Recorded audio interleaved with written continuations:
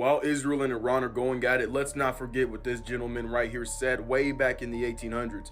A third world war will occur between the political blank and the leaders of the blank world. You got to read it.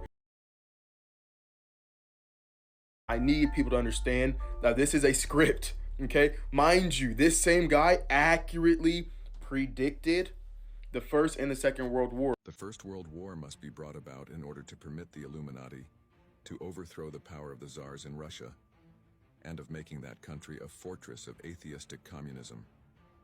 The divergences caused by the Agentur, agents of the Illuminati between the British and Germanic empires, will be used to foment this war. At the end of the war, communism will be built and used in order to destroy the other governments and in order to weaken the religions.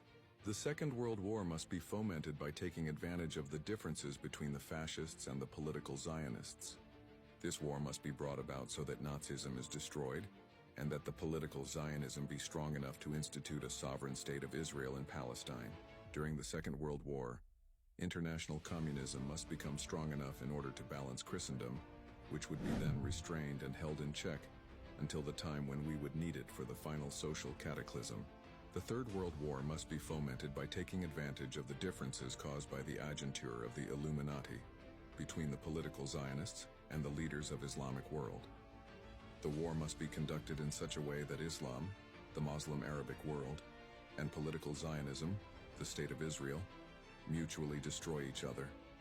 Then everywhere the citizens, obliged to defend themselves against the world minority of revolutionaries, will exterminate those destroyers of civilization, and the multitude, disillusioned with Christianity, whose deistic spirits will from that moment be without compass or direction, anxious for an ideal, but without knowing where to render its adoration, will receive the true light through the universal manifestation of the pure doctrine of Lucifer, brought finally out in the public view. This manifestation will result from the general reactionary movement, which will follow the destruction of Christianity and atheism, both conquered and exterminated at the same time.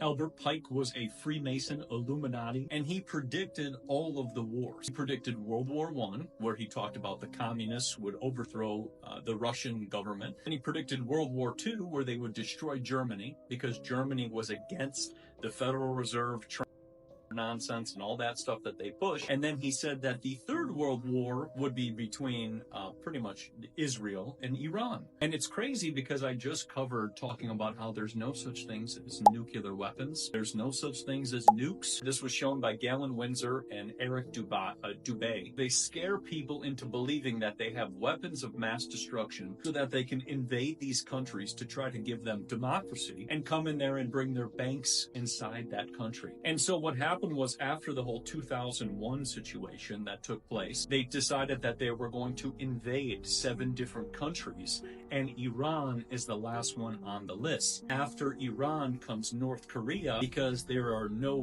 banks, the Rothschild Rockefeller banks, in those 2 countries. So when we look at what's actually taking place with the whole invasions, and when they try to say we're going to war for these countries and whatever else, it's because they want to go in there, take the resources, and then they want to go in there and put in the banks, and then they want to go in there and destabilize the country so that they can take it over and invade it and then control it and then put a new system in there. And there's a great book on this for people to look into, The Secrets of the Federal Reserve by Eustace Mullins, which is one of the best for people to read and understand what is actually taking place on a regular basis. And this has been taking place for a very long period of time. To realize, I mean, they monitor everything, absolutely everything. Elaborate on they. They. Well, there's lots of groups, actually, lots of initials. I mean, CIA, FBI, IMF, you name it. They. But really, they're part of the big 2 opposing factions. Which are? What? One group.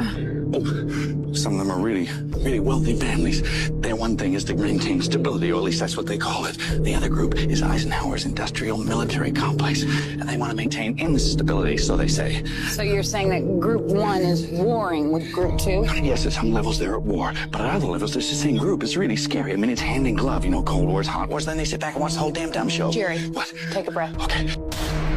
All lies will be exposed.